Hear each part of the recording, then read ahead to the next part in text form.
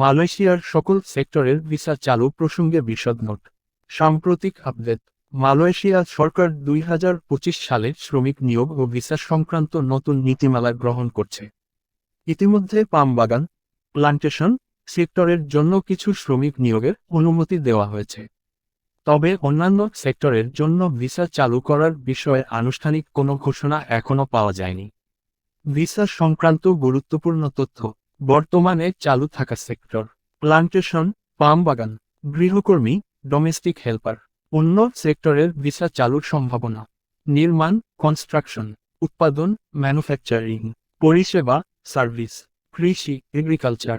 Visa চালুর আনুমানিক সময়: মালয়েশিয়া সরকার নতুন শ্রমিক নিয়োগের বিষয়ে ধাপে ধাপে সিদ্ধান্ত নিচ্ছে। প্রথম ধাপে প্লান্টেশন সেক্টরের অনুমোদন এসেছে। আশা করা হচ্ছে অন্যান্য সেক্টরের জন্য শিগগিরই ঘোষণা আসতে পারে।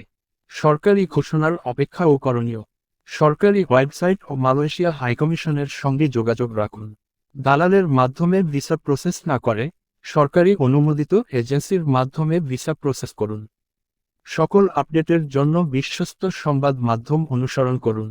মালয়েশিয়ায় কাজের সুযোগ আরও প্রসারিত হতে পারে, তবে এখনও নিশ্চিতভাবে সকল সেক্টরের ভিসা চালুর ঘোষণা আসেনি। যারা মালয়েশিয়ায় কাজের জন্য আগ্রহী তাদের সরকারি আপডেটের জন্য অপেক্ষা করতে হবে এবং কোনো প্রতারকের ফাঁদে না পড়তে সতর্ক থাকতে হবে। আর মালয়েশিয়া নিয়ে সকল নতুন আপডেট পাওয়ার জন্য আমাদের এই বিডিটি অল নেটওয়ার্ক চ্যানেলটি সাবস্ক্রাইব করে নোটিফিকেশন অন করে রাখবেন।